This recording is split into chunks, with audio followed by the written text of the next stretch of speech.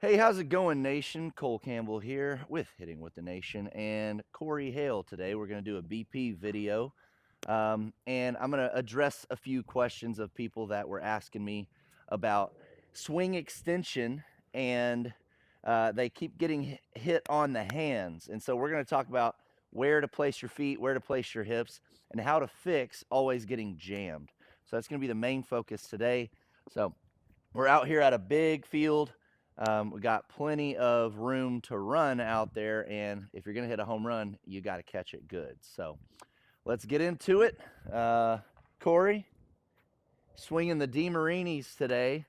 He just got a new Vanilla Gorilla and a Lady S&I, so testing those out. And I'll be hitting probably my Combat or my KP23. So, all right, shout out to Johnny Bailey. A little silverback strength right here. This shirt is awesome. I don't know if he has any left, but get with Johnny Bailey if you want one of these. Feels great. It's a little bit big. I think I got an XL. It's a little big, so they might run a little big, but you know, he's pretty buff. I'm just a little guy. Okay, I'm just gonna get loose. A little tap. When you tap, just trying to bounce it back towards the pitcher. You're just working on your eyes, really. You're watching the ball hit the bat. Because the very first thing you want to do is not really your timing, it's just your focus. There you go, I'm good. In most BP sessions, I like to push first because it reiterates watching the ball all the way to the bat. The deeper it is, you have to watch it here if you're going to push it. Whereas normally if you're pulling, you stop watching out here. If you let a ball get deep, you have to watch it deeper. So that's going to be what I would say helps get you dialed in most, is watching that ball deep, at least for the first few swings before you're going hard. Something else, a little tip to the backside, is get low with the ball. If it's a shorter pitch, go low with it while you're staying here, while you're staying vertical. If you try to stay tall and then go down and get it, your hips usually lead, and then you're going to dip and flare. But just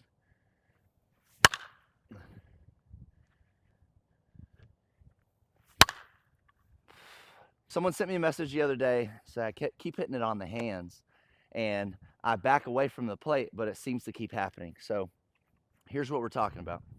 So if you're not using your hips properly, what's happening is you're catching the ball when your hands are somewhat in the middle of your stance. You're fully extended and it's not in front of your body at all. So as I go to swing and I extend my arms, now I hit it on the hands because my hips haven't fired. If your hips are firing, now that same ball is here and that sweet spot. Here, no hips, I'm getting full extension. Here, I'm getting extension, but it's because my wrists are last, and then I can move that sweet spot to where it needs to be.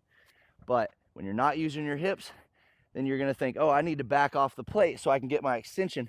But now, every time you swing, you're having to step and close off your stance. You can't use your hips now, and you're still getting the same result because you're hitting here. So I would say move a little bit closer to the plate, at least while you're practicing this, and then work on keeping that bat in to your chest, kind of coming off of your shoulder, so your hips have to work, and then the bat is here for contact. Now, if you're pushing here, pulling out here, but do your leg kick and everything, but open those hips and don't really think about a twist or anything. It's more like KP was talking about, that knee drive, but you have to keep that bat in and work here with it and let the wrist be the last thing. Even when I'm pushing, I can show you that I can get right up on the plate, keep my hands in, and still push the ball. Now, my front half opens up still, just like it's a pull shot. My foot is coming away. I'm just leaving my hands back so I can hit the ball here and go that direction.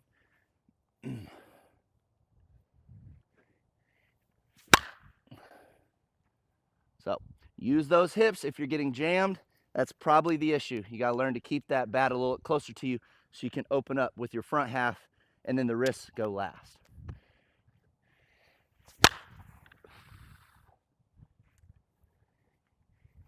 Hit some off the tee with this, but taking the wrapper off for the first time. Get some few live swings with it. See how it goes. So I usually would probably warm up kind of down the line, work on an oppo, but to keep the balls grouping kind of together. It's only us two out here, so I'm just going to warm up going middle, then I'll pull a little bit. Yeah, definitely a smart BP tactic to group the balls together. That way it's quicker to pick them up. So Save Cory's the helping legs. out. I'm going to tap a few.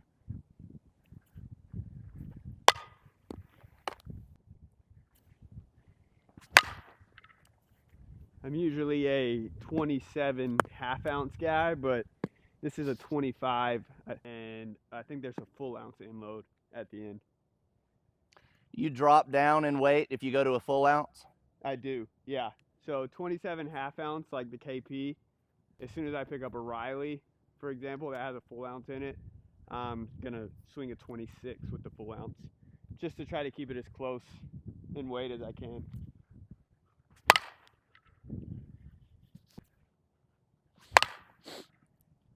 Now don't get it twisted. The weights are still different, right? The ounces doesn't change. It's just how it feels in your hands. Yeah.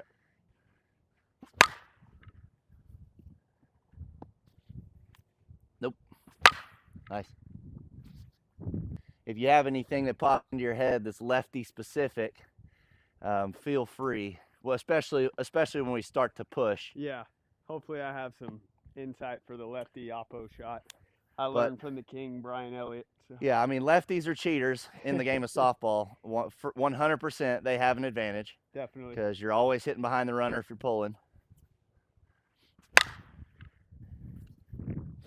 And then you can just slap it in a hole on this side and make someone throw you out.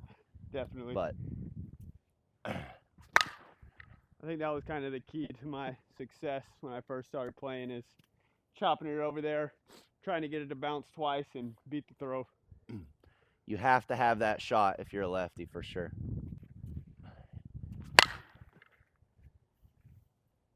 I'm not going through the box. Everything feels like I'm kind of just lining out the center. Stay on your back foot a little more. Okay.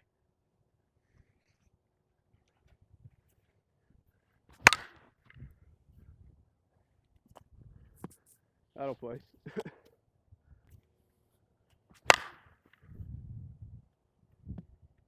Do you have anything that you always work on every BP? Every BP, I'm always focusing on my money shot in my head is second in that right center field gap. I mean, that is I try to go, 7, 8, 9, 10 in a row in that spot that I know it's a hit. It's my money shot. If I'm struggling to get a hit, I kind of change my approach and just go right at that gap. What's the key to hitting that gap successfully for you? My thought is I'm going to go kind of right at the pitcher, and I'm driving. How we speak a lot, I imagine that kind of L screen's right there, and I try to drive at that top right corner, and I'm really focusing on, because a lot of people will try to go at that gap and start dipping because they don't want to line out to the second baseman, but I'm kind of staying through the ball and I'm trying to cut it right into that gap. And yeah, I mean, realistically, from the angle of where you swing to hit here, that ball's going to go over the infielder. 100%. You know what I mean? It's going to be about 12 feet in the air by the time that it gets to the infield. Definitely. If you hit 80 miles an hour, right? Yeah, for sure. So that's kind of exactly what I'm talking about. Yeah, I mean, no one can catch that. Yeah. Now, I want you to go through the first half of your swing to where the moment where your foot hits the ground, and then stop. Okay. So you load and stop. Okay. Can you pick that foot back up relatively easy? Okay. Well, my weight is already transitioned. When my foot's coming forward, I've already transitioned my weight. Okay. So I've been working on not transitioning your weight that much. Okay. Because if your weight, so put it down again, and you go toe, right? Because you can't put your whole foot down, because then when you twist, you wouldn't be able to do anything. Yeah. But here's what I've been working on. Having it to where your toe taps, but you could almost still pick it back up and not just like fall straight forward. Yeah. So that means my weight is still moving forward, right? Like my knee is inside, my back knee is inside, my hip is still here. But I can also have this kind of torque to it. Yeah. If I'm here, yeah, like it doesn't move the hips the way that it should if I'm here. Yeah. And then you can push and turn when you want, but it's not overcommitted too soon. Yeah.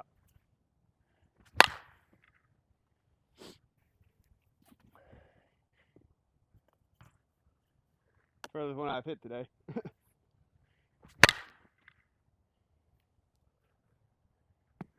definitely more power behind it.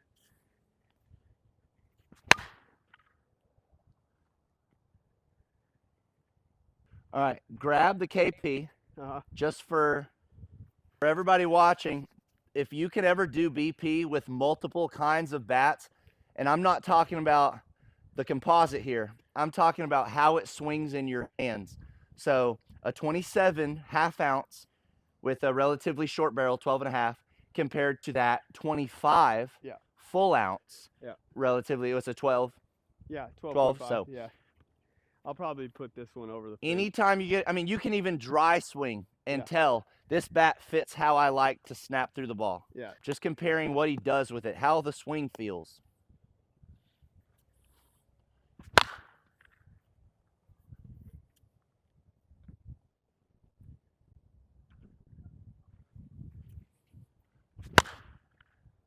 Your hands rip through on that. Yeah.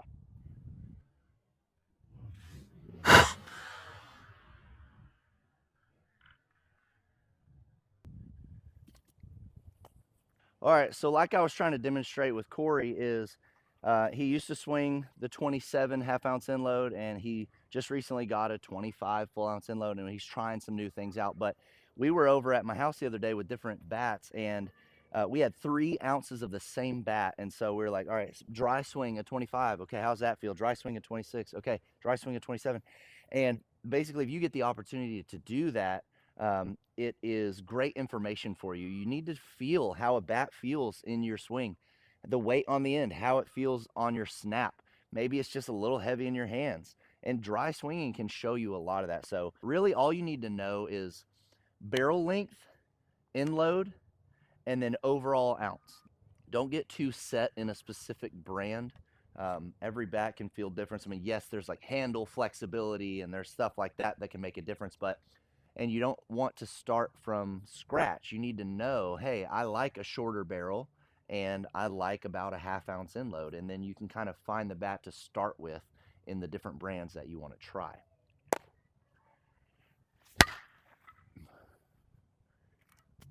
Little Nino.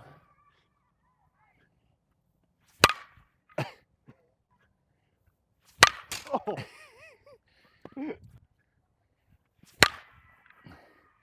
See, I got nothing behind that. The 25s are way too light for me. And that has nothing to do with how much the bat is broken in or not. Trick is to swing the heaviest thing you can with good form, with good mechanics. If you're using more muscles than you should, pulling away from the ball like you're swinging an axe, okay, and the bat's getting away from your body, it's either too end loaded or just too heavy overall.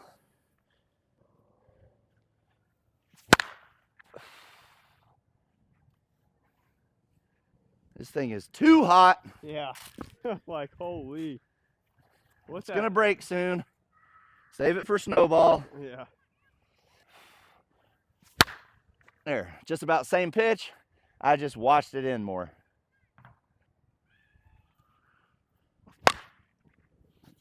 Uh-oh. Uh-oh. Okay.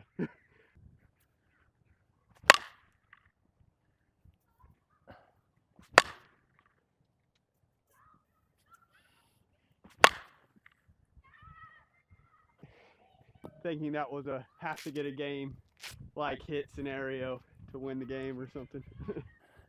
focus is something that you have to train as well, not just swing. You're at your best when your focus is high and you're not anxious, right? Like everybody knows that they hit better when they feel confident in the box. Sometimes their confidence in their bat transitions over to how confident they feel in the box. You have a certain bat that you just love. You think you can't get out with the bat. It's not really the bat. It's your confidence in the box. It helps you with pitch selection. But what Cory just did is in his mind, you said what? Like before the pitch? This is my last swing. I said, this is a game-like scenario. I got to get a hit to walk the game off or to win the game. So that was my mentality going into that.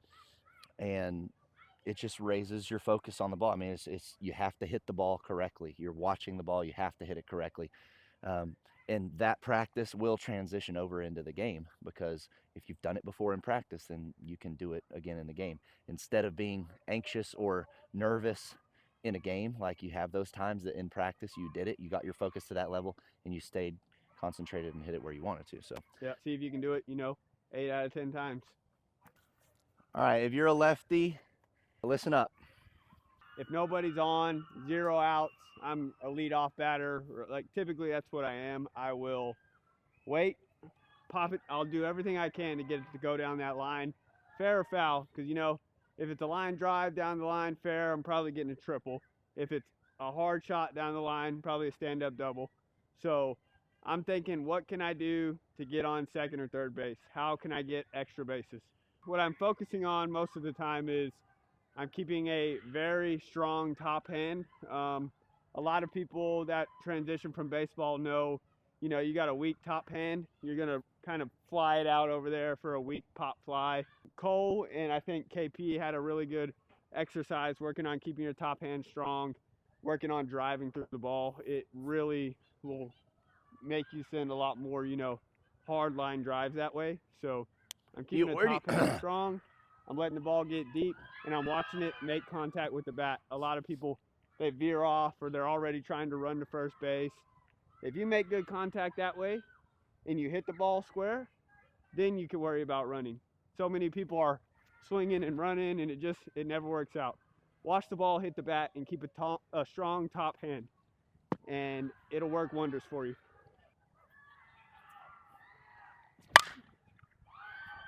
See, like that's probably a triple right there. That's a long run for a left fielder.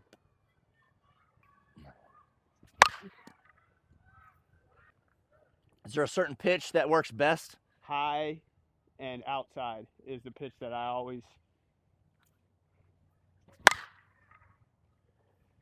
So if you're looking to do a certain thing in the game, you have to also know what pitch you're looking for that complements that swing.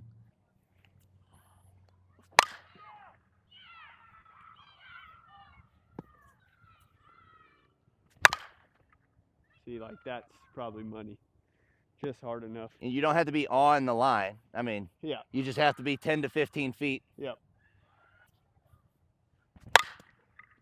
Probably a base hit. All right, I'm going to try to go like down the line, like on the ground. Changing to on the ground, on the line. I'm going to... You looking to bounce it before the base? Yeah, I'm kind of driving it into the ground and kind of... that's a hard one to explain. I guess I'm falling off and kind of smacking it into the ground rather than trying to cut something over there. I'm maybe middle, top half.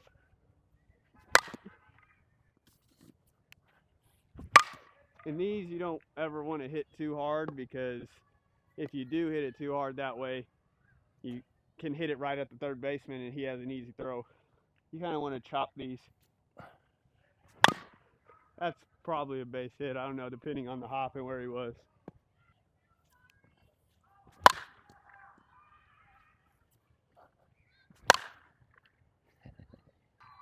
Oh, count.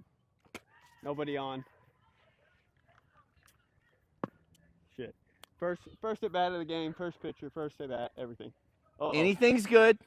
Base hit's good, but you have an idea. Yep.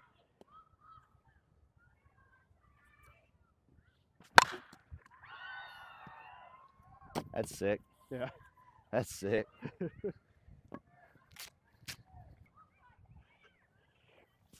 There you go. That ain't bad. Yeah. All right, just working left center gap here. And then line, trying not to hit any bombs. Trying to cut 1, 5, 6 without bouncing on the ground too early.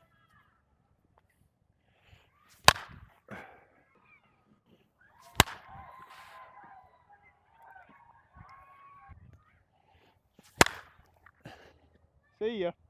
But when I'm trying to keep it level, that's kind of another story. Yeah. I really just have to sit back more. It's all a weight. It's all a weight thing.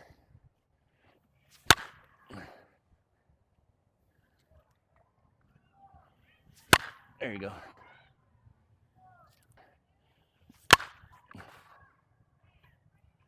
And being comfortable to move around in the box like that one, I needed to kind of step out to get my hands where I needed it. It's okay, be free. Don't be so locked in.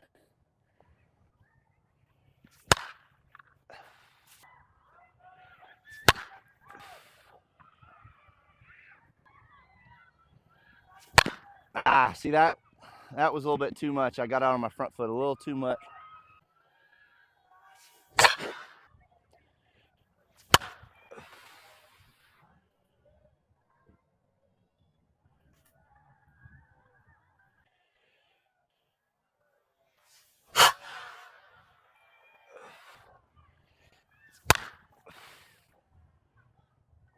Okay, now the only difference on the bombs is my angle is going to be through it.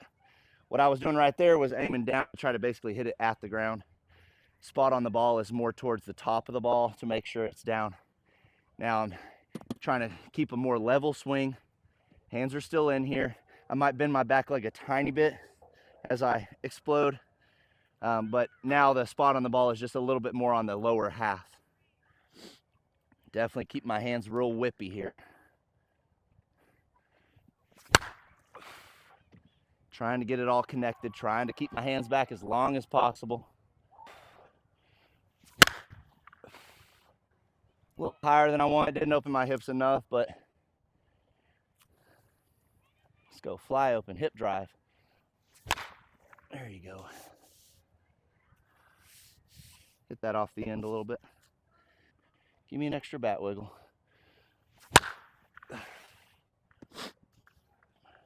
Good example of a little extra bat wiggle right there before the swing. Helped me to be a little bit faster through it. Hope you learned something today. Thanks for joining us on our BP session today. Thank you, Cory, for helping out. Yeah, it was awesome. Until next time, thank you for tuning in with Hitting with the Nation. Golly! I don't know.